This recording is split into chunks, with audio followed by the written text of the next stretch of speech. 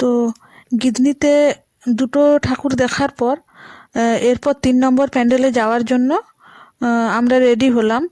আর এটা দেখার পর আমরা ঝাড়গ্রামে ফিরবো, না হলে আবার সন্ধে হয়ে যাবে। তো মা গাড়িতেই বসে আছে, বলছে যে হাঁটবো না।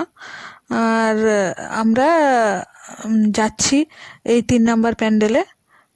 তো মা বসে থাকুক আর একটু। তো এই পূজা মণ্ডপটাও হচ্ছে গিদনির। আর ওই আগের যে দুটো পূজা মণ্ডপে গেলাম ওগুলোর পাশেই এটা হয়েছে। তো সেজন্য কোনো অসুবিধা হয়নি। ওখান থেকে সোজা এখানে হেঁটে হেঁটে চলে এলাম, খুব বেশি দূরে নয়। তো এখন মণ্ডপের ভেতরে প্রবেশ করব। তো মণ্ডপের মধ্যে প্রবেশ করেছি।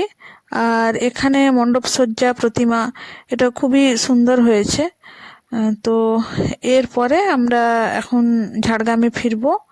গিদনিতে আর বেশি সময় থাকবো না, কারণ বিকেল হওয়ার আগেই আমাদেরকে ঝাড়গ্রামে ফেরার চেষ্টা করতে হবে। তো চলো তাহলে যাওয়া যাক। তো আমরা গিজনি থেকে চলে এসেছি জামবনির মোড়ে। আর এখানে chicken chop, chicken pakora, egg roll এ সমস্ত খুব ভালোভাবে পাওয়া যায়। তো এগুলো আমরা কিছু নিয়ে নেওয়ার জন্য এখানে একটু দাঁড়ালাম। তো এগুলো নিয়ে তারপর আবার আমরা অন্য কোথাও একটা যাওয়ার চেষ্টা করব। এখনো বিকেল হতে অনেকটা টাইম বাকি আছে। তো দেখা যাক কোথায় কোথায় যেতে পারি।